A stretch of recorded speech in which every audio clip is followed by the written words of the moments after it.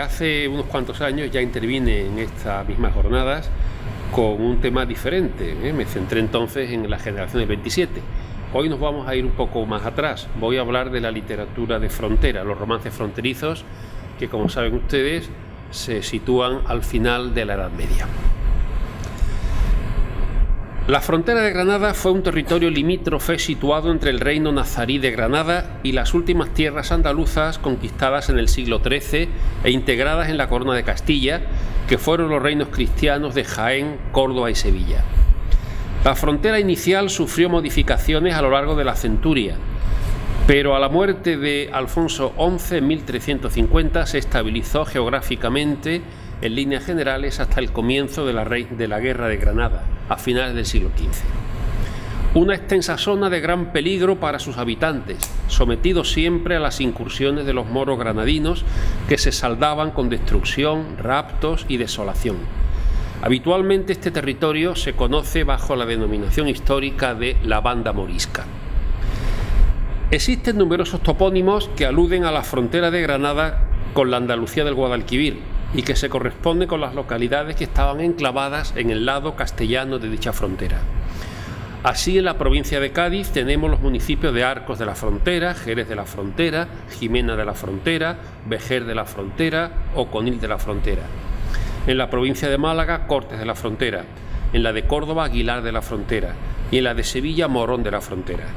Pero además de estas localidades encontramos también otras ubicadas en el mismo territorio fronterizo cuyos nombres no incluyen la locución de la frontera, como es el caso de Antequera, la Puebla de Cazalla, Estepa, Puente Genil o Casariche, y cuyas circunstancias problemáticas eran las mismas en la Baja Edad Media.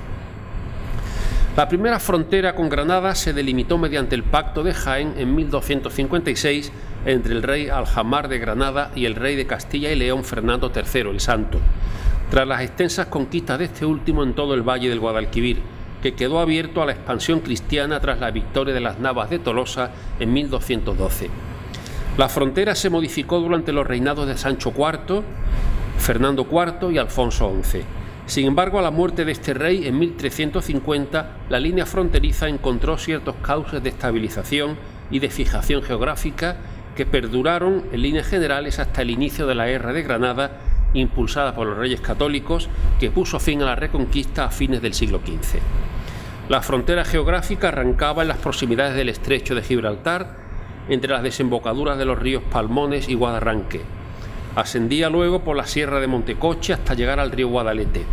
A esta altura abandonaba la dirección norte y tomaba una orientación este, paralela a las estribaciones septentrionales de la serranía de Ronda. Y ya desde los ríos Guadalteba y Yeguas, la frontera giraba hacia el noreste, salvo raras excepciones, pasando por las sierras al sur de Benamejí, Rute, Priego, hasta Alcalá la Real, y continuaba por el valle del río Guadalbullón hasta la altura de Sierra Mágina. Más al norte pasaba por el sur de las estribaciones de la sierra de Cazorla y Segura para penetrar en el reino de Murcia, donde en los territorios de Caravaca y Lorca se extendía un amplio bosque que hacía de frontera. Durante los siglos que duró su existencia, esta frontera tuvo una gran importancia territorial, política, económica, religiosa y cultural. Más allá de ser una frontera como otras tantas, fue durante más de 2 centurias el límite europeo entre el cristianismo y el islam. Fue por lo tanto un lugar de fuerte intercambio que posibilitó diversas actividades, unas lícitas, económicas y pacíficas, como el comercio con los productos orientales, otras bélicas y violentas, como las incursiones militares de los moros en las tierras cristianas, dirigidas a la mera consecución de un botín o al cautiverio de rehenes con los que mantener activo el negocio esclavista o simplemente negociar la redención de los cautivos. En este aspecto tomaban especial relevancia órdenes religiosas dedicadas al rescate de los desgraciados cautivos, como los trinitarios o los mercedarios. Esta vida dura, de permanente riesgo, explica la escasa población de la frontera, a pesar de los privilegios que otorgaron los reyes para fomentar el establecimiento de gente que cultivara estas tierras y se asentara en ellas. Pero la corona no podía garantizar su seguridad, por lo que las órdenes de caballería, Santiago y Calatrava sobre todo, tuvieron un papel muy relevante en la defensa de este territorio. Era una frontera además permeable, difícilmente controlable, por lo que para su custodia se alzaron numerosos castillos que garantizaban la presencia fija de una guarnición, pero entre ellos la penetración de los moros era muy frecuente.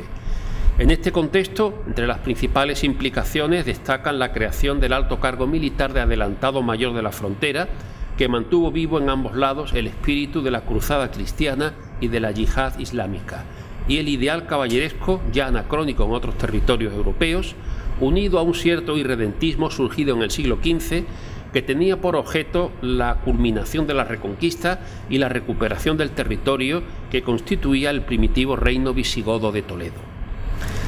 Y en este contexto de intercambio cultural que fue la frontera, en el campo literario, surgieron los romances fronterizos y moriscos, uno de los aspectos más brillantes en este contacto entre civilizaciones.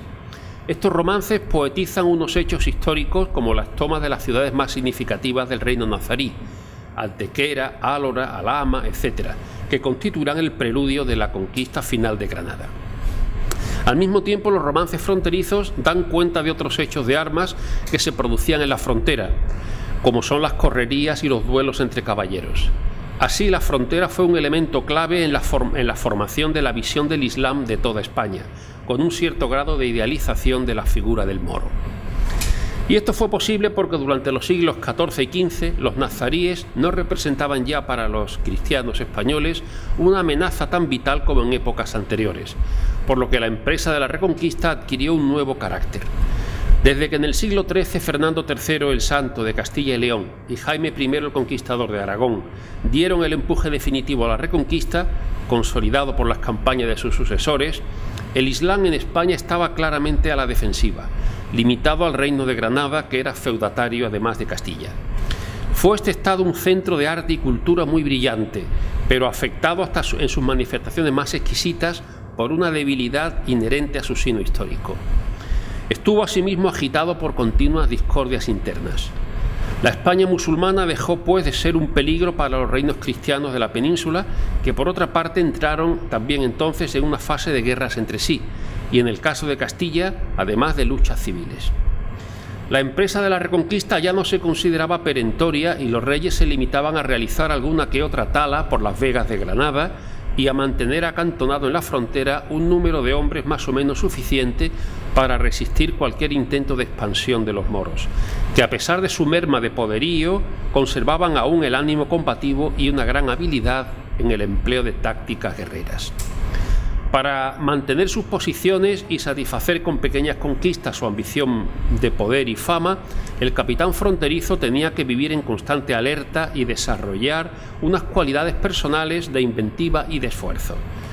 Uno de los últimos y más famosos héroes de la frontera granadina, Hernando del Pulgar, recomendaba en una carta escrita a principios del siglo XVI al conde Pedro Navarro que se empleara en las campañas de África a veteranos de la guerra de Granada, porque estos, como quier que los moros son astutos en la guerra y diligentes en ella, los que han sido en los guerrear los conocen bien y saben armalles. Conocen a qué tiempo y en qué lugar se ha de poner la guarda, do conviene el escucha, a dónde es necesario el atalaya, a qué parte el escusaña, por dó se fará el atajo más seguro que más descubra, etc. La enumeración de ardides de guerra se prolonga salpicada de pintorescos ejemplos y de citas clásicas, entre las que se intercala un dicho de nuestro vecino Alí al-Atar el Viejo. Las diversas crónicas de los reinados de Juan II, Enrique IV y los reyes católicos, y más aún las que versan sobre sucesos particulares, como el memorial de diversas hazañas de Mosén Diego de Valera, narran con minuciosidad múltiples incidentes en los que moros y cristianos despliegan su pericia en ese sutil y complicado arte de guerrear. La importancia de la frontera de Granada como elemento formativo de la nacionalidad y el carácter castellano ya fue señalada por Menéndez Pelayo. Posteriormente ha insistido en ello Juan de Mata Carriazo con la autoridad que le presta su profundo conocimiento de la historiografía de la época, y advertía además que a través de la frontera se filtraban todo género de influencias. De Ferrari ha reunido gran acopio de datos que dan testimonio de esto, de los contactos amistosos entre moros y cristianos que demuestran que estos últimos adoptaban en ocasiones las peculiares maneras que tenían sus enemigos de combatir, de engalanarse o de conmemorar penas y alegrías. Son muy reveladores en este sentido muchos pasajes de los hechos del condestable don Miguel Lucas de Iranzo, dedicados a describir las fiestas y regocijos organizados por el condestable en su palacio de Jaén, en los cuales no solía faltar la nota morisca en juegos y atavíos, bien se tratara de las celebraciones en que participaba el pueblo entero o de aristocráticos pasatiempos. En la misma crónica se alude a los recelos del rey de Granada ante el poder de los abencerrajes y se menciona una matanza de que estos fueron víctimas. Y es curioso que al describir la cabalgada del día de San Juan, el autor nos dice que los caballeros de Jaén venían echando celadas, jugando las cañas a la manera de la tierra.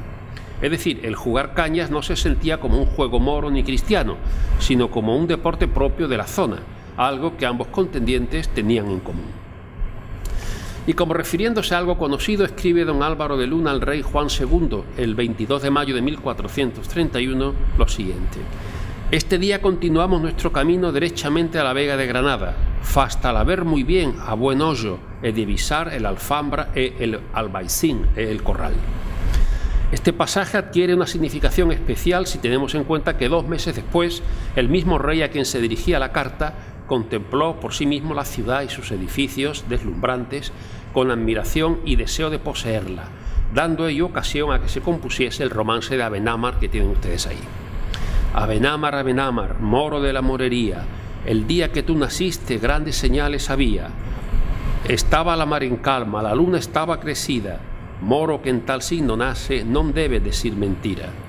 Allí responde el moro: bien oiréis lo que decía, no te la diré, señor, aunque me cueste la vida, porque soy hijo de moro y de una cristiana cautiva. Siendo yo niño y muchacho, mi madre me lo decía, que mentira no dijese, que era grande villanía. Por tanto, pregunta, rey, que la verdad te diría. Yo te agradezco, Abenamar, a que esta tu cortesía. ¿Qué castillos son aquellos? Altos son y relucían. El Alhambra era, señor, y la otra la mezquita, los otros los alizares, labrados a maravilla. El moro que los labraba 100 doblas ganaba al día, y el que no los labra otras tantas se perdía. El otro el Generalife, huerta que par no tenía, el otro Torres Bermejas, castillo de gran valía. Así habló el rey don Juan, bien oiréis lo que decía. Si tú quisieses Granada, contigo me casaría, darte yo en arras y dote a Córdoba y a Sevilla. Casada soy, rey don Juan, casada soy que no viuda, el moro que a mí me tiene, muy grande bien me quería. El romance fronterizo representa el último brote de la rica poesía épico-lírica de tipo tradicional que, además de renovar la antigua materia épica, poetizó la vida pública actual, en palabra de Menéndez Pidal. Por lo tanto, en cuanto participa de la forma y técnica del romance derivado de las gestas, esta poesía de frontera tiene sus raíces en la épica medieval, pero por otra parte en ella se expresa ya por vez primera una mentalidad nueva que era pre-renacentista o renacentista. Los juglares que cantaban episodios de las guerras de Granada y toda la colectividad que repetía y reelaboraba estas composiciones estaban ya acostumbrados a la forma del romance, con sus características de brevedad, unidad de cada poesía y alternancia de narración, diálogo y rasgo lírico.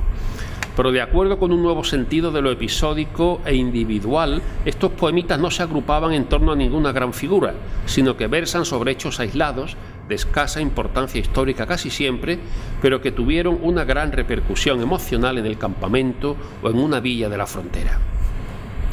En medio de la referencia constante a los hechos de armas y a sus distintas consecuencias, motivos reiterados en estos romances del siglo fronterizo, emerge como un oasis este romance de Abenamar que acabamos de leer, en el que se cambia el fragor de la batalla por un diálogo lírico sobre los grandes monumentos granadinos que mantienen el rey Juan II de Castilla y Abenamar, hijo de un moro y de una cristiana cautiva, una realidad, por cierto, muy frecuente en el mundo de la frontera.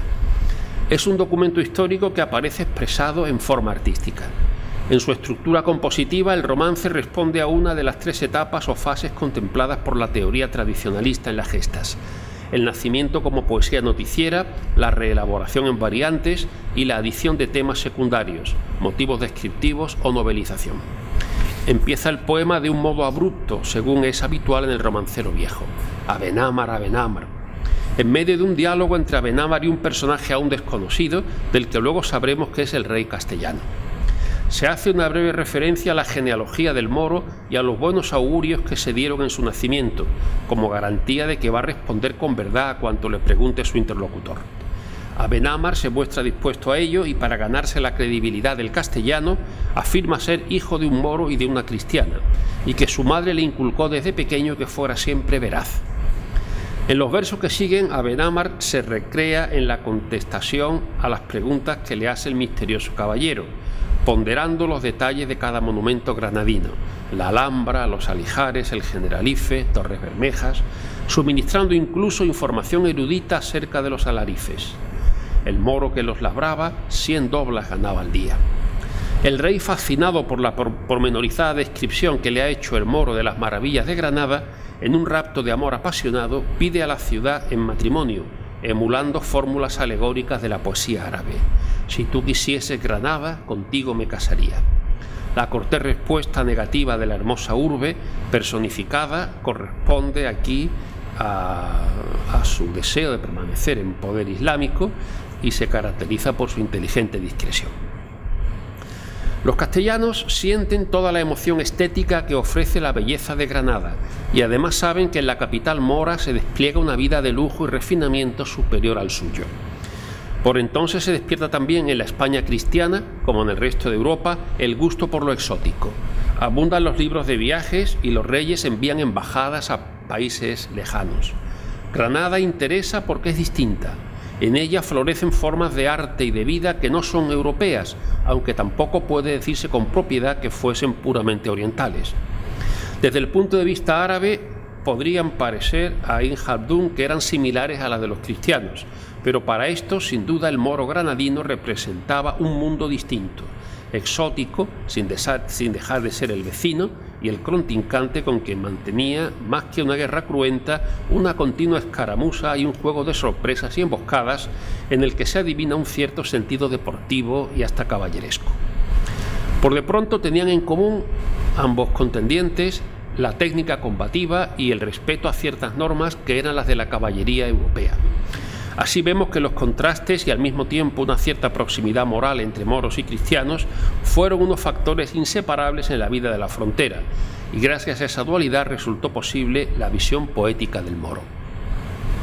Para comprender un poco mejor cómo se produjo esta idealización hay que tener en cuenta quiénes eran los hombres que poblaban la frontera.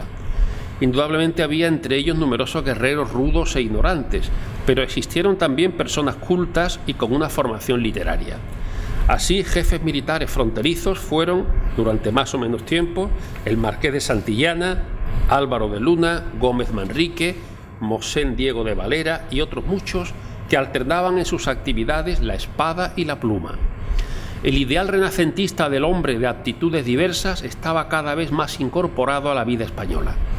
Capitán fronterizo fue durante los últimos años de la Guerra de Granada Gonzalo Fernández de Córdoba, y una de sus biografías se debe precisamente a su compañero de armas en Granada, Hernando del Pulgar, a quien hoy recordamos casi exclusivamente por su hazaña de clavar el cartel de Ave María con un puñal en las puertas de la mezquita de Granada, pero que fue también un prosista atildado y latinizante, y un lector entusiasta de Tito Livio, es decir, un humanista.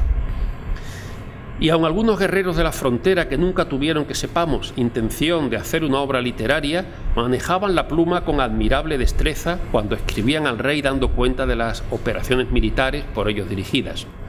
Así lo demuestran, por ejemplo, las cartas de Diego de Rivera, el adelantado cuya muerte se relata en el romance de Álora la bien cercada, de Rodrigo Manrique y de Fernán Álvarez de Toledo, publicadas con la ya citada de Hernando del Pulgar y otra de Álvaro de Luna por don Juan de Mata Carriazo, quien con toda razón ve en ellas la evidencia de un género literario de cartas y relaciones paralelo al de los romances fronterizos, que se caracteriza también por un profundo sentido de lo individual y al mismo tiempo de lo colectivo que distingue la vida de la frontera.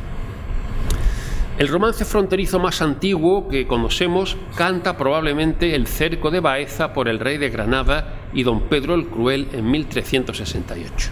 Dice así, lo tienen ustedes. Cercada tiene a Baeza ese arraiz Andayamir, con 80.000 peones, caballeros 5.000. Con él va ese traidor, el traidor de Perogil, por las puertas de Bedmar la empieza a combatir. Pone escalas al muro, comiénzale a conquerir. Ganada tiene una torre, no le pueden resistir, cuando de la de Calonge escuderos vi salir. Ruiz Fernández va delante, a que ese caudillo ardil arremete con andalla, comiénzale de herir. Cortádole a la cabeza, los demás dan a huir. Este romance del cerco de Baeza fue recogido por Argote de Molina en su obra Nobleza de Andalucía, 1588, y es el único conservado del siglo XIV. Pertenece al grupo de los que se difundieron sobre el rey don Pedro, escritos poco después de su muerte en 1369 por los partidarios de don Enrique, que entonces gobernaban Baeza.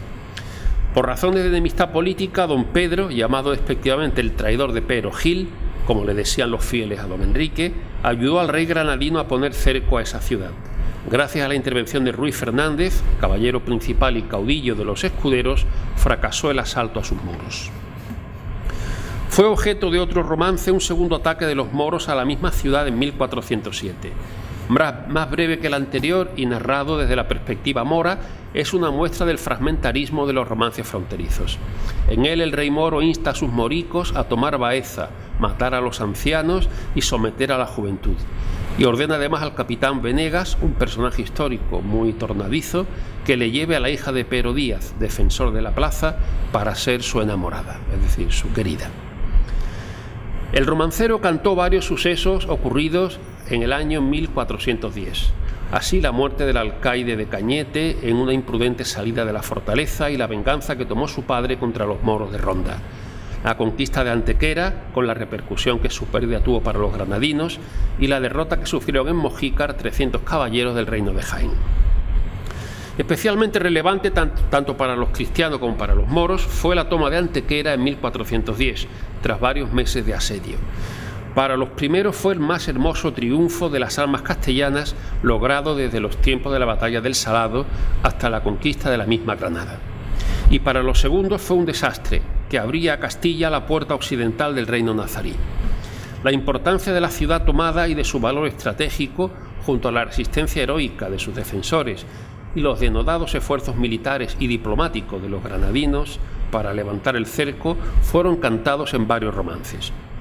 Después de la conquista, Antequera queda en situación de villa fronteriza, cuyos habitantes debían vivir de una continua zozobra, aunque esta circunstancia no impedía los contactos entre cristianos y moros más allá de las algaradas y saqueos. Los poetas del siglo XV y comienzos del XVI reflejan en sus romances el recuerdo de aquellos momentos heroicos, ennobleciendo la figura del moro derrotado que relata con tristeza y dolor la pérdida de su tierra. Es algo muy significativo que todos los romances, excepto el del Caballero de Orbaneja, narren la conquista de Antequera desde la visión del moro que ha perdido. El esquema, que se repite con algunas variantes, es el siguiente. Primero, un moro sale hacia Granada para informar al rey del asedio o la toma de Antequera. 2. El dolor que experimenta el rey nazarí al recibir la noticia. Y 3. Envío de tropas contra los cristianos. En el romance muy antiguo y viejo del moro alcaide de Antequera, el emisario es un anciano moro. Lo tienen ustedes ahí. De Antequera sale un moro, de Antequera que Sevilla. Cartas llevaba en su mano, cartas de mensajería. Escritas iban con sangre y no por falta de tinta. El moro que ellas llevaba 120 años había. 120 años el moro, de 200 parecía. La barba llevaba blanca, muy larga hasta la cinta, con la cabeza pelada, la calva le relucía. Toca llevaba tocada, muy grande precio valía. La mora que lo labrara por su amiga la tenía. Caballero en una yegua que grande precio valía, no por falta de caballos, que hartos él se tenía. Al jarem en su cabeza con borlas de seda fina, 7 celadas le echaron, de todas escabullía. Por los campos de Archidona a grandes voces decía: si supieses el rey moro mi triste mensajería, mesarías tus cabellos y la tu barba vellida. Tales lástimas haciendo llega a la puerta de Elvira, base para los palacios donde el rey moro vivía. Encontrado ha con el rey que de la Alhambra salía, con 200 de a caballo, los mejores que tenía. Ante el rey cuando le halla tales palabras decía: mantenga Dios a tu alteza, salve Dios tu señoría. Bien vengas el moro viejo, días ha que te atendía. ¿Qué nuevas me traes el moro de Antequera, esa mi villa? No te las diré, el buen rey, si no me otorgas la vida. Dámelas, el moro viejo, que otorgada te sería. Las nuevas que, rey, sabrás, no son nuevas de alegría, que ese infante don Fernando cercada tiene la villa. Muchos caballeros suyos la combaten cada día, a que ese Juan de Velasco y el que Enrique se decía, el de Rojas y Narváez, caballero de valía. De día le dan combate, de noche le hacen la mina. Los moros que estaban dentro, cueros de vaca comían. Si no socorres el rey, tu villa se perdería. Este texto está muy próximo a los romances moriscos, con la descripción del lujoso atuendo del anciano, lleno de colorido y exotismo. La nota lírica de la poética hipérbole la tenemos en la edad tan avanzada del mensajero, nada menos que 120 años. Por su parte, este romance del moro alcaide de Antequera no acaba aquí, sino que continúa relatando la severa reacción del rey granadino ante la noticia, el envío de un potente ejército contra los castellanos que resulta vencido en la batalla de la Boca del Asna, tras la cual comienza el asalto y la conquista de Antequera. A partir de este momento, esta ciudad será un enclave cristiano esencial para la defensa de la frontera y punto de partida de las expediciones militares posteriores contra los moros. La fama de su conquista acompañó siempre al infante don Fernando, apodado por esta gesta el de Antequera, y la personalidad caballeresca de su alcaide don Rodrigo de Narváez dará lugar a la historia de la Bencerraje y la hermosa Jarifa, que tuvo un amplio desarrollo en el siglo XVI a través de la novela morisca y de los romances que trataban el mismo tema. Otro de los romances fronterizos de carácter más épico cuentan cómo el alcaide de Antequera, don Rodrigo de Narváez, arrancó al moro Ben Zulema en 1424 una gran presa de cautivos y de ganado. En 1434 tuvo lugar el sitio de Álora, cantado en uno de los romances fronterizos más conocidos, que presenta la muerte a traición de Diego de Rivera. Álora la bien cercada, tú que estás en par del río, cercóte el adelantado una mañana en domingo. De peones y hombres de armas el campo bien guarnecido, con la gran artillería hecho le habían un portillo. Viérades moros y moras todos huir al castillo. Las moras llevaban la ropa, los moros harina y trigo, y las moras de 15 años llevaban el oro fino, y los moricos pequeños llevaban la pasa y el higo. Por cima de la muralla su pendón lleva tendido, entre almena y almena quedándose había un morico con una ballesta armada y en ella puesta un cuadrillo. En altas voces decía que la gente le había oído: tregua, tregua, adelantado, por tuyo se da el castillo. Alza la visera arriba por ver el que tal dijo, asestárale en la frente, salido leal colodrillo. Sacólo Pablo de rienda y de mano Jacobillo, estos dos que había criado en su casa desde chicos. Lleváronle a los maestros por ver si sería guarido. A las primeras palabras el testamento les dijo. Este romance debió componerse poco después del hecho histórico que relata, documentado en la crónica del rey Juan II. De él se hace eco también Juan de Mena en El laberinto de Fortuna. El romance, que por su gran dinamismo y distribución temática constituye un buen ejemplo de romance fronterizo, comienza con un apóstrofe mediante el cual el poeta, que participó o finge haber participado en la toma de Álora, recrea para sus oyentes en tan solo 4 versos la situación de la plaza sitiada con una admirable economía de medios. El suceso ocurrido, el cerco, el protagonista, el adelantado y los medios empleados, peones y hombres de armas y la moderna, además de ya imprescindible, artillería para batir las murallas. Sigue después el relato, el que podríamos llamar narrador cronista del hecho, el cual ofrece al auditorio una panorámica del bullir intranquilo y temeroso de los moros habitantes de la villa por medio de la forma verbal viérades, una de las fórmulas épicas más empleadas para testimoniar la verdad de lo narrado. El poeta retoma de nuevo la narración para contar lo que constituye el motivo central del romance, la muerte del adelantado por una flecha enemiga que le fue lanzada a traición, como resultado de una trampa tendida por un moro apostado entre almena y almena que llamaba a voces la atención de don Diego de Rivera para que éste se alce la visera de su yelmo. La imprudente confianza le costará la vida al caballero, pues a pesar de los auxilios que les prestan sus 2 criados, el adelantado muere antes de ser llevado al médico. Y el romance del obispo don Gonzalo trata de una salida contra los moros del Perlado de Jaén que debió ocurrir en 1435. Las correrías de Abdilábar por las tierras de Murcia y Cartagena, que terminaron en la derrota de los alporchones, aparecen minuciosamente relatadas en el romance de Allá en Granada la Rica y ocurrieron el año 1452. Y el romance en el que Fajardo juega al ajedrez con el rey moro se refiere al reinado de Enrique IV, 1454-1474. Es evidente, pues, que el romance fronterizo se desarrolló ya de una manera espléndida antes de la última campaña contra Granada emprendida por los reyes católicos en el último tercio del siglo XV, y por lo tanto podemos considerar este género poético como una creación de una época muy agitada y de una gran desorganización política, pero de altos valores individuales, en que la guerra tenía carácter intermitente y era en muchos casos una empresa particular de jefes y de concejos. El romancero fronterizo recoge muchas de estas hazañas.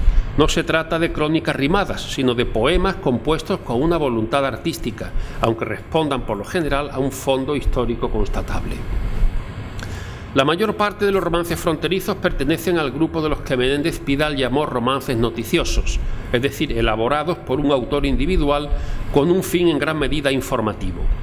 Hasta cierto punto, esta fase primera del romance está representada por el de la batalla de los alporchones, observándose en esta y otras similares composiciones ciertos giros propios del romancero tradicional, que tendían a imprimir a los fronterizos un carácter marcadamente popular. Muchos de estos relatos poéticos circulaban de boca en boca y sufrían también una elaboración de tipo tradicional que los despojaba de detalles informativos y concentraba la atención en los elementos de más valor emocional o estético. Este proceso se advierte muy bien en algunos romances, como el del cerco de Álora y el de la muerte del alcaide de Cañete, una primera versión de los cuales, más extensa de las que conocemos, fue utilizada como fuente por los cronistas de Juan II.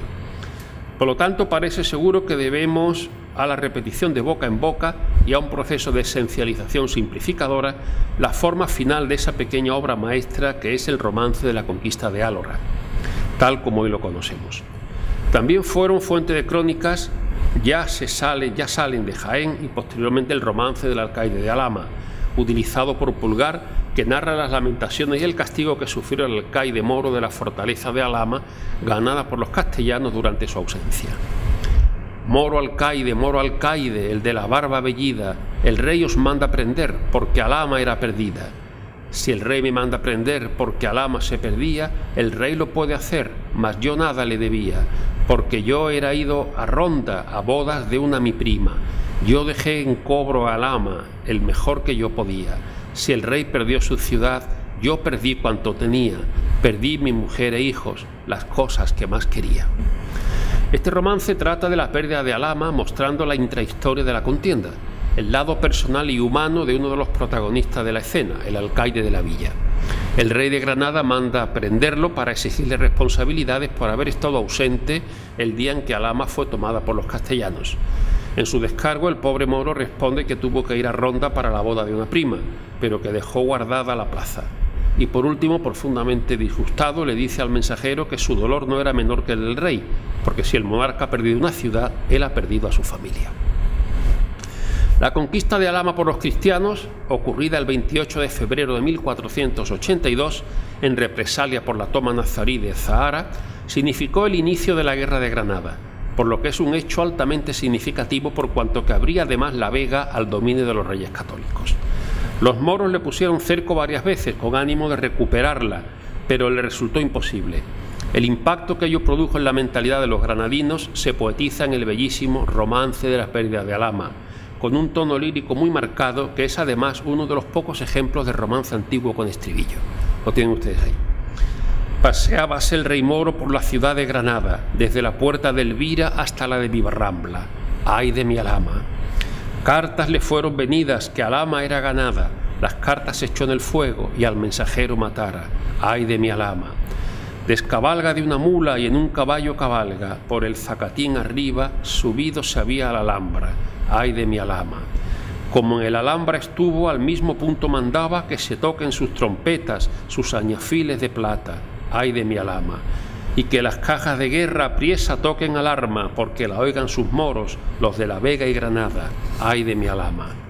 Los moros que el son oyeron, que al sangriento mar te llama, 1 a 1 y 2 a 2, juntados se hagan batalla, ay de mi alama. Allí habló un moro viejo, de esta manera hablara, ¿para qué nos llamas, rey? ¿Para qué esta llamada? Ay de mi alama. Habéis de saber, amigos, una nueva desdichada, que cristianos de braveza ya nos han ganado al ama, ay de mi alama. Allí habló un alfaquí de barba crecida y cana, bien se te emplea, buen rey, bien se te empleara, ay de mi alama. Mataste los abencerrajes, que eran la flor de Granada, cogiste los tornadizos de Córdoba la nombrada, ay de mi alama. Por eso merece, rey, una pena muy doblada, que te pierdas tú y tu reino, y aquí se pierda Granada, ay de mi alama. Este romance, transmitido por Ginés Pérez de Hita en su Guerras Civiles de Granada de 1595, fue muy divulgado en su tiempo y de él existen varias versiones. Durante un tiempo se pensó que había sido escrito en árabe y luego traducido al castellano, pero Menéndez Pidal demostró que fue escrito desde el principio en nuestra lengua española, aunque desde una visión mora, porque desde antiguo revela los romances un influjo a veces muy fuerte de las ideas y los sentimientos moros, una simpatía hacia el pueblo enemigo, pero no la traducción de originales literarios árabes. El poema refleja la conmoción que produjo en el rey granadino la pérdida de una plaza tan importante y tan cercana a la capital nazarí. El texto poético, que cada 2 versos hace caer como un lúgubre son de campana el estribillo «ay de mi alama», se abre con la airada reacción del rey al conocer la pérdida de esta ciudad, cuando estaba paseando tranquilamente. Cartas le fueron venidas, que Alhama era ganada. Las cartas echó en el fuego y al mensajero matara. Sin perder tiempo se dirige a la Alhambra para convocar urgentemente a sus vasallos al toque de trompeta y al son de tambores de guerra. Después que el soberano les informa de la caída de Alhama, un venerable alfaquí le echa en cara su culpa por haber tomado partido por los zegríes contra los abencerrajes durante la guerra civil que enfrentó en Granada ambos bandos. La dura imprecación culmina con una cerada maldición: que te pierdas tú y tu reino, y aquí se pierda Granada. Por otra parte, se sabe que en la corte de los reyes católicos se solían narrar las hazañas más recientes de los caballeros. Los romances referentes a la rendición de Ronda y Setenil y al cerco de Baza prueban que hacia el año 1485 los compositores individuales pero anónimos de tales poesías habían llegado a imitar con una maestría perfecta la parquedad narrativa y el vivaz dramatismo que eran el resultado de la transmisión oral en los romances más antiguos.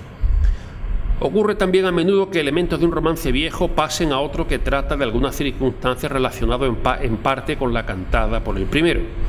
De esta manera, fundiendo ambos elementos históricos, vinieron a crearse o a confirmarse leyendas que los cronistas aceptaron después como verdaderas, ya que el crédito del romancero como una fuente informativa era muy alto en el siglo XV.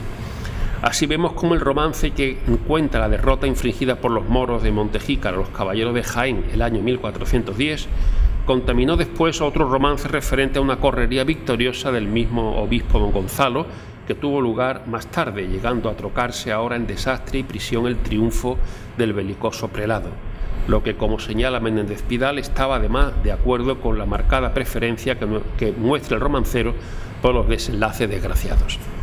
También en Río Verde, se fundieron otras 2 derrotas cristianas ocurridas con 50 años de diferencia. Los romances, composiciones épico-líricas que consisten en tiradas de versos de 16 sílabas, monorritmos en asonante, destinadas al canto con acompañamiento musical, han llegado a nosotros en copias de época muy posterior a la de su composición. Con frecuencia se añade un final artístico o se introducen en el texto nuevos versos. Estas adiciones suelen responder al empeño de acentuar lo que podríamos llamar el color local, aunque a veces se intercalan simples versificaciones de relatos de carácter histórico o novelesco, produciéndose en este último caso lo que llamaba Menéndez Pidal novelización de los romances noticiosos. Así ocurre a menudo en los romances fronterizos, que forman una crónica poética y popular del avance de la Reconquista desde el último tercio del siglo XIV y de la difícil convivencia de moros y cristianos en los territorios de la frontera. Estos poemas reflejan la intrahistoria de 2 comunidades enfrentadas y las hazañas personales de muchos caudillos, con sus aciertos y sus errores, con sus triunfos y sus fracasos. Frente a los romances viejos o tradicionales, esta nueva muestra de cantos épicos surge al hilo de las correrías, algaradas, rebatos, saqueos y tomas de fortalezas y villas situadas en la frontera con el Reino de Granada. En ellos se vierten escenas recogidas por la óptica del guerrero, diálogos vibrantes que más parecen escuchados que referidos y rápidas pinturas que responden a una visión directa de la realidad descrita.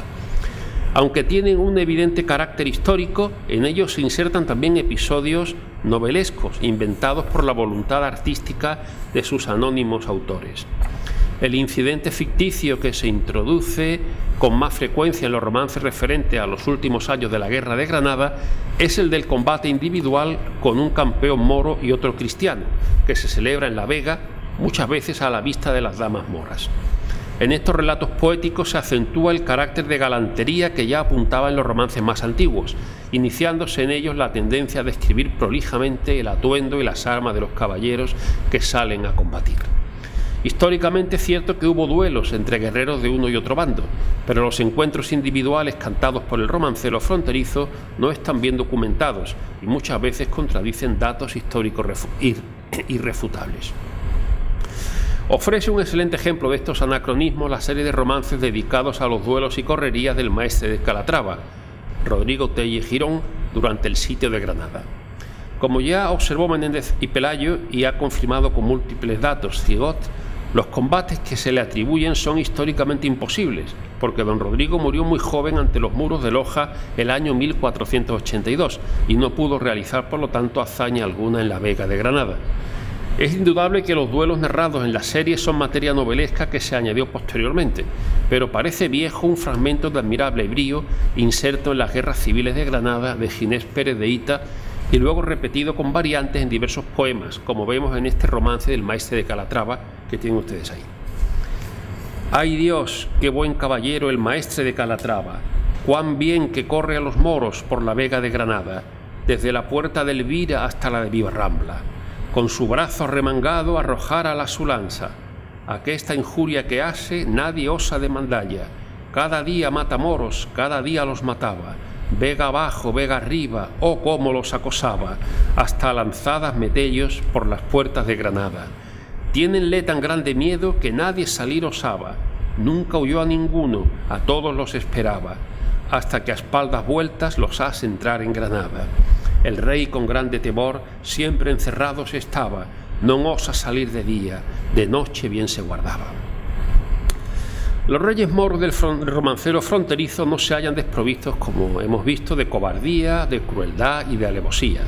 Vemos que son temerosos, que castigan con la muerte al mensajero que les trae malas noticias, al adalí derrotado o al alcaide que ha perdido sin culpa una fortaleza, y sacrifican a los abencerrajes, que eran la flor de Granada, nobles de un preclaro linaje norteafricano, que fueron víctimas de las violentas luchas políticas de un reino dividido en una guerra civil que facilitó su caída. En tales casos, los ejecutados son, sin embargo, moros también, y por ellos vibra con una estremecida compasión la lírica del juglar castellano. El reino de Granada se iba desmoronando, y no solo por empuje de las armas cristianas. A ello contribuyeron divisiones internas que daban lugar a tragedias sangrientas y a lances caballerescos. Hoy caen en la Alhambra las cabezas de los abencerrajes. Mañana, ayudado por los sobrevivientes, se descuelga el príncipe Boabdil de la Torre de Comares, donde vive preso con su madre, en tanto que una cautiva favorita recibe honores de reina. Estas noticias llegaban de forma fragmentaria al campo cristiano, donde la sensibilidad se abría a todos los estímulos y prevalecía, al menos en la última etapa de la guerra, un ambiente de juego caballeresco vivido que indudablemente contribuía a que se vieran a través de un prisma de bella estilización los sucesos de la corte mora. Algunos pasaron desapercibidos, pero en otros casos, como el de la muerte de los abencerrajes, bastó una breve referencia de los cronistas y alguna alusión emotiva en los romances para iniciar un proceso de idealización que habría de culminar a mediados del siglo siguiente en el tipo literario del abencerraje, que por siglos se mantuvo, renovándose continuamente como uno de los temas predilectos de la literatura occidental. Y concluimos. Por último, hay que resaltar el carácter netamente andaluz que presenta el romancero fronterizo. Fue en el contexto de la frontera entre los reinos castellanos de Andalucía y el nazarí de Granada donde surgió esta peculiar literatura noticiosa, que si por un lado testimonia los hechos de armas de las luchas finales entre cristianos y musulmanes en el sur de la península, por otra parte ensalza y ennoblece el valor del enemigo, haciéndolo así un digno adversario de una guerra heroica. Algo que no sucedió en otros espacios geográficos y culturales también de frontera. No olvidemos que en exacta correspondencia cronológica con el desarrollo del romancero fronterizo y el final del Reino de Granada, tuvo lugar la conquista de las Islas Canarias, que abarcó los siglos XIV y XV, o sea, a la vez que la Guerra de Granada. También hubo allí hechos de armas notables, el valor de los guanches que se oponían al dominio castellano, pero esto no originó un romancero que contara, cantara aquellas cosas. Y hubo circunstancias parecidas, por uno y otro lado. Por ejemplo, la muerte del joven sevillano Guillén Peraza, que cayó alcanzado por una piedra en un enfrentamiento con los nativos en la conquista de la isla de La Palma en 1443. Pero este hecho no motivó un romance, sino una endecha lírico-elegíaca que es hoy considerada el punto de arranque de la literatura española en las Islas Canarias. Llorad las damas si Dios vos vala, Guillén Peraza quedó en La Palma, la flor marchita de la azucara. Probablemente la enorme diferencia cultural y técnica que había entre las dos comunidades que allí se enfrentaban imposibilitó un tratamiento literario de igual a igual como el que hallamos en el romancero fronterizo de ambientación andaluza. Con la contemplación complaciente de la vida y las costumbres de los moros que reflejan los romances de frontera, nace además una forma española de exotismo que no conduce a regiones remotas, sino al propio pasado, a un ayer que al iniciarse esa tendencia artística era todavía un presente, pero que estaba a punto de desaparecer. Así el moro de Granada entra en la temática literaria española como el representante de una civilización brillante y refinada, pero decadente, que los cristianos admiran en sus aspectos externos, sin dejar por eso de combatirla ni de creer firmemente en la superioridad de su propia fe. En tal exotismo español, el moro aparece siempre al lado del cristiano, y ambos, iguales en dignidad, pisan el terreno común de la vida y los valores caballerescos, con sus dos ideales de heroísmo y de amor cortés, presente el primero y sugerido el segundo en este brote inicial del género morisco. Muchas gracias.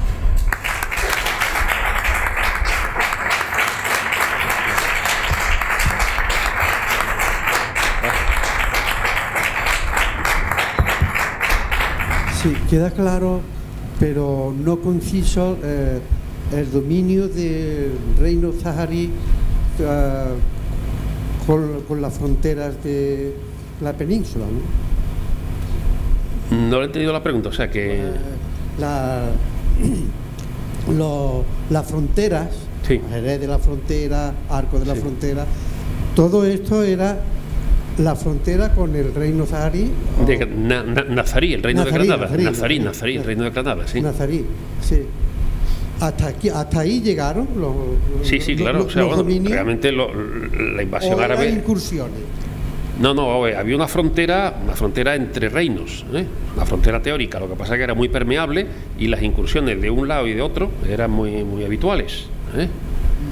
O sea que eso de moros en la costa venía... Bueno, eso después, eso después porque... De los observatorios aquellos... Sí, eso es posterior. Cuando ya estaba unificada toda la península, había correrías de piratas, de piratas berberiscos, argelinos, de Túnez, de Marruecos, que asolaban la costa, pero eso ya Granada había caído en y hacían secuestros y llevaban... Hacían secuestros. Evidentemente.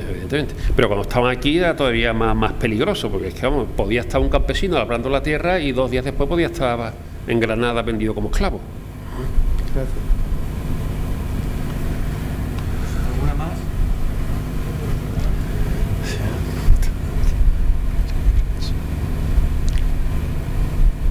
Bueno, gracias por supuesto por la charla, por la conferencia, por la documentación.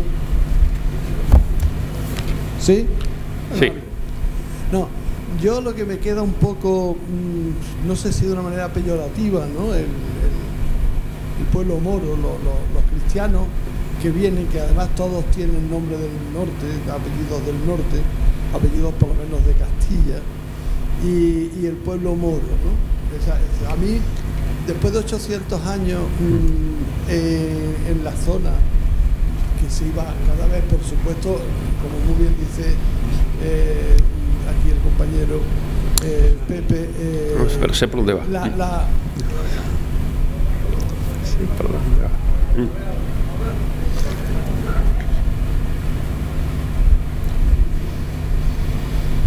Sí, creo que sé por dónde va. Quiero decir dos cosas. Sí. Una, como comentábamos aquí Pepe Porvagini, que hombre, la frontera efectivamente entre la conquista de Sevilla y la conquista de Granada hay 200 largos años, y esos son muchos años en aquella época. Ahora también, pero ahora hay mucho más comunicaciones, mucho más cosas. Antes esa frontera iba tan lenta hacia allá. Pero yo creo que más que cuando hablamos del pueblo moro y de los pueblos cristianos, los que estaban allí serían musulmanes, pero eran andaluces. Es decir, a mí me cuesta mucho trabajo pensar que todo ese pueblo, no sé, desde Jaén hasta Málaga, hasta Almería, toda esa zona, todo eso fueran moros. Bueno, la islamización fue intensa, sobre todo en las etapas finales, ¿no? Donde las minorías que había de cristianos fueron cada vez más perseguidas y ahogadas, ¿no? Y obligados a emigrar o a asimilarse. O sea que la islamización fue muy fuerte, ¿no? Y claro, luego pues también fueron obligados a marcharse de los territorios que se conquistaban. Eso era así, vamos, nos parecerá bien o no, pero eso era así. Religiosa. Evidentemente, claro. Mire, la mentalidad, no, pero estas cosas hay que verlas con la mentalidad de la época, o sea, no es de la nuestra, sino la mentalidad de la época, ¿no? Hoy nos parecería esto una barbaridad, pero entonces lo que aspiraban los reinos cristianos era recomponer la unidad del reino visigodo perdida, ¿eh? Entonces eso nos parecerá hoy bien o mal, pero eso es lo que había. Ya. ¿Comprende? Eso es lo que había. Y en cuanto a la frontera, efectivamente fue una frontera que se mantuvo 2 siglos, ¿eh? 2 siglos, hasta principios del siglo XV, cuando empieza otra vez el empuje castellano. ¿Por qué se mantuvo tanto tiempo? Bueno, realmente la Reconquista podía haber terminado en época de San Fernando o de Alfonso X.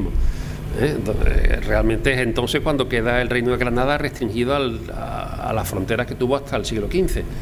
Bueno, seguramente falta de empuje después del esfuerzo conquistador, necesidad de poblar el territorio conquistado, y también que los moros de Granada eran contribuyentes a la corona de Castilla, ¿no? Entonces muchas veces era más rentable tenerlo de vasallo que no conquistar su territorio. ¿Cuándo se emprende la campaña final? Pues en el siglo XV, cuando era necesario desviar la tensión interna de los reinos, sobre todo del reino de Castilla, hacia un enemigo externo, ¿eh? Porque Castilla vivió una larguísima crisis interna sobre todo en la época de Enrique IV, ¿eh? Los reyes católicos desvían, ya en su época, a partir de 1486, esa tensión de los nobles belicosos contra el reino de Granada. Pero bueno, realmente ya había empezado esto un poco antes, se toma antes, que era 1410, o sea que el acoso hacia Granada era cada vez más evidente. Gracias. Vale. ¿Alguna más? Bueno, yo me he ocupado del fruto literario, ¿no?, que aquello dio. O sea, realmente la historia no solamente me ha servido de contexto, ¿eh? Don Miguel Cruz.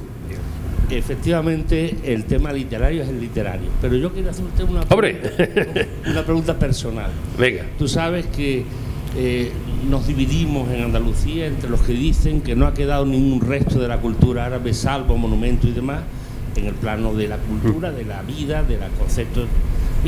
Lo que no es solo lo que se ve, y hay quien opina lo contrario. Por poner un ejemplo, Vaz de Soto es de los que piensa que la cristianización fue tan total que no queda resto ninguno. Yo creo que también. Cultural de la cultura. Y hay otros que piensan todo lo contrario, que somos herederos de esos árabes andaluces. ¿Tú qué opinas personalmente? Hombre, yo creo que algunos rasgos de influencia han quedado, ¿no? Pero que básicamente la cristianización y la castellanización fue completa, ¿no? Además, castellanización en la Baja Andalucía. Y son dos posturas irreconciliables. Yo que he nacido en Marruecos, nada más llegar a España, de repente digo, pero coño, si esto es mi tierra, es exactamente igual. Te coges y te comparas la zona norte de Marruecos y dices, aquí está algo de la frontera y aquí está no sé cuánto, aquí está no sé qué, aquí está el sentido de la música. Hombre, han quedado también, diríamos, restos, modos de vida, o sea, el construir calles estrechas, pero eso es propio también de la climatología, ¿no? Se puede achacar a eso. Perdone, ¿no ha aludido usted a un romance que se forjó precisamente casi aquí en Casariche?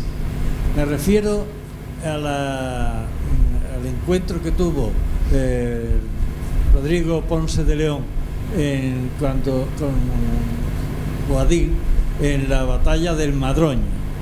Entonces esto tuvo tal repercusión que, bueno, Garibay lo escribió y tal.